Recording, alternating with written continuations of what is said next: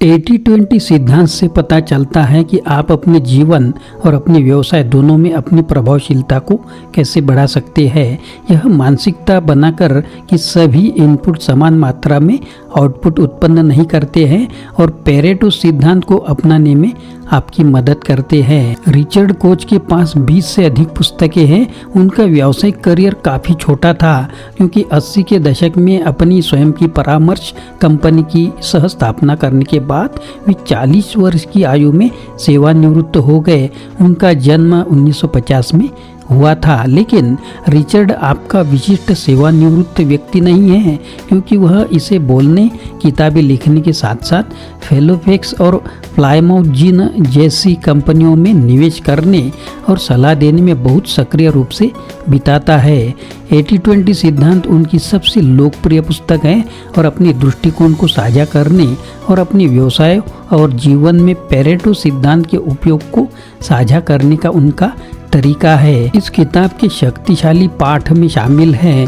लोग उम्मीद करते हैं कि जीवन निष्पक्ष और संतुलित होगा, लेकिन ऐसा नहीं है। सबसे महत्वपूर्ण पहलू जिसे कोई भी व्यवसाय अनुकूलित कर सकता है वह है उनकी उत्पाद श्रृंखला।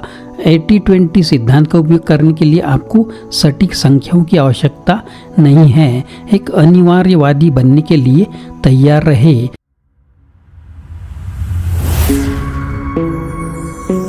हेलो दोस्तों, मेरा नाम आनंद है और बिजनेस आनंद इस चैनल में आप सभी का स्वागत है। तो पाठ पहला, लोग उम्मीद करते हैं कि जीवन निष्पक्ष और संतुलित होगा, लेकिन ऐसा नहीं है। आप जानते होंगे कि 80-20 सिद्धांत कहता है कि 80% परिणाम 20% काम से आते हैं। यदि नहीं तो अब आप ऐसा करें। लेकिन वास्तव में यह एक कठिन विचार है जिसे आप अपने दिमाग में रख सकते हैं। हम उम्मीद करते हैं कि चीज़ें रैखिक, निष्पक्ष और संतुलित होंगी, लेकिन प्रकृति इस तरह काम नहीं करती है। यही कारण है कि हम अन्य सभी स्तनधारियों से अलग होने वाली एकमात्र प्रजाति थे।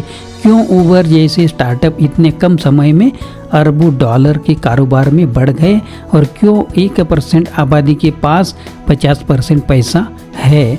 असंतुलन जीवन की स्वाभाविक स्थिति है और हम सभी को इससे निपटना होगा। उदाहरण के लिए, हम अपनी दैनिक बातचीत के दौरान जो कुछ भी कहते हैं उसमें सिर्फ 66% के लिए हम केवल 700 शब्दों का उपयोग करते हैं।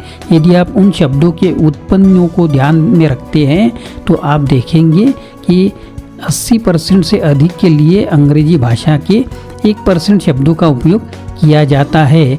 इन असंतुलनों का कारण है फीडबैक लूप है।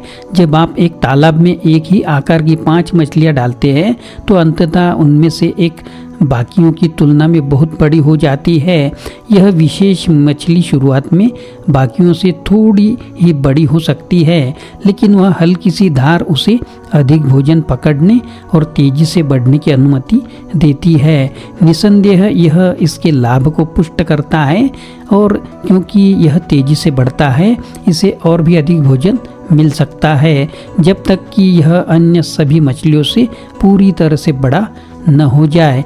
जीवन उसी तरह से काम करता है, इसलिए अनुचित धन वितरण जैसे बाहरी कारकों को दोष देना बंद करें और अपने लिए उन लाभों को बनाना शुरू करें ताकि आप असंतुलन के बेहतर पक्ष पर पहुंच सके। पाठ दूसरा, सबसे महत्वपूर्ण पहलू जिसे कोई भी व्यवसाय अनुकूलित कर सकता है वह है उनकी उत्पाद श्रृंखला। मुझे स्टीव जॉब की कहानी बहुत पसंद है जिसमें बताया गया है कि कैसे फोकस का मतलब ना कहना है। यह इस पाठ को पूरी तरह से मूर्त रूप देता है। कोच इस बात को सहमत है कि कोई भी व्यवसाय सबसे महत्वपूर्ण चीज़ जिसे अनुकूलित कर सकता है वह है उनकी उत्पाद श्रृंखला।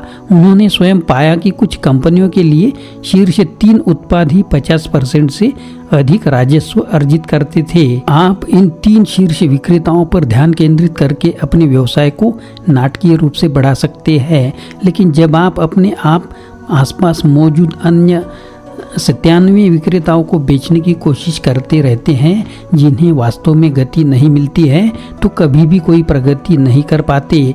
1997 में जब स्टीव जॉब्स एप्पल में लौटे तो कंपनी के लाइन अप में 300 से अधिक उत्पाद थे। उन्होंने उस संख्या को घटाकर 10 से भी कम कर दिया। इस पागलपन भरे फोकस ने उन्हें पहले से ही अच्छा प्रदर्शन करने वाले बेस्ट सेलर को बेहतर बनाने और उन्हें आज की रोज़मर्रा की मुठभेड़ों में बदलने की अनुमति दे दी थी। इसलिए अपने व्यवसाय को सरल बनाने और साथ साथ बढ़ाने के लिए आप जिस सबसे अच्छी चीज़ पर गौर कर सकते हैं वह है आपकी उत्पाद श्रृंखला। पाठ तीसरा, 80-20 सिद्धांत से अधिकतम लाभ प्राप्त करने के लिए आपको सटीक संख्याओं की आवश्यकता नहीं है। कोच ने इस सिद्धांत को पूरी किताब में विस्तारित किया है ताकि आपको इसे केवल व्यवसाय में ही नहीं बल्कि अपने जीवन में भी उपयोग करने में मदद मिल सके। इसकी खूबसूरती यह है कि आपको सटीक संख्याएं रखने की आवश्यकता नहीं है। बेशक आपके उन 20% दोस्तों को इंगित करना असंभव है जो आपको 80% खुशी देते हैं, लेकिन कोच का कहना है कि आपकी आंतरिक भावना एक अच्छा अनुमान प्रदान करती है। वह इसे 80-20 सोच कहते हैं और कहते हैं कि आप इसका उपयोग ठीक उसी पर ध्यान केंद्रित करके मात्रा के विपरीत अपने जीवन की गुणवत्ता में नाटकीय रूप से सुधार करने के लिए कर सकते हैं। अपने आप से पूछे, मुझे वास्तव में किसके साथ समय बिताना अच्छा लगता है, मैं उनके साथ कितना समय बिता रहा हूँ। आप देखेंगे कि आपको दूर तक देखने की ज़रूरत नहीं है और जितना संभव हो उतनी रिश्तों को प्रभावित करने की कोशिश करने के बजाय उन लोगों के साथ अधिक समय बिताना आसान होगा जो वास्तव में आपके लिए मायने रखते हैं। अपने मित्र केवल एक उदाहरण है और आप अपने जीवन के कई अन्य क्षेत्रों में अपनी खुशी को बेहतर बनाने के लिए 80-20 सोच का उपयोग कर सकते हैं। तो 80-20 सिद्धांत की अगर समीक्षा की जाए तो 80-20 सिद्धांत बहुत ठोस है। मैं पहले से ही इसके प्रति आश्वस्त था।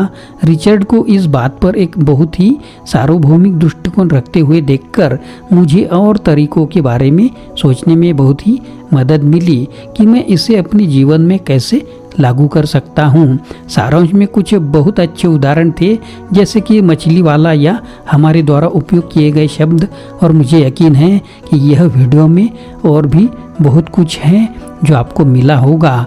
यह आपको एक अलग मानसिकता अपनाने के लिए प्रेरित करता है और हम अपने रोज़मर्रा के जीवन में जो असंतुलन देखते हैं उनके खिलाफ लड़ने के बजाय अपना सिर लपेट लेते हैं और जो कुछ ऐसा है जिसके लिए मैं खुद से संघर्ष करता हूँ क्योंकि मैं चाहता हूँ कि चीज़ें हर समय सम रहे। मुझे दोस्तों अगर वीडियो अच्छा लगा तो चैनल को सब्सक्राइब करें, फॉरवर्ड करें और अपने दोस्तों को भी बताएं कि यह वीडियो कैसा है। तो दोस्तों अगला टॉपिक किस वीडियो का होना चाहिए वह भी बताएं कमेंट बॉक्स में, मैं उसका जरूर स्वागत करूंगा। आशा करता हूँ दोस्तों यह वीडियो आपको पसंद आया होगा। अगर पसंद आया है तो लाइक करें, शेयर करें, चैनल को सब्सक्राइब करें, अपने दोस्तों को और ग्रुप को भी यह वीडियो फॉरवर्ड करें। फिर से मिलेंगे अगले वीडियो में। आप सभी का वीडियो देखने के लिए बहुत बहुत शुक्रिया।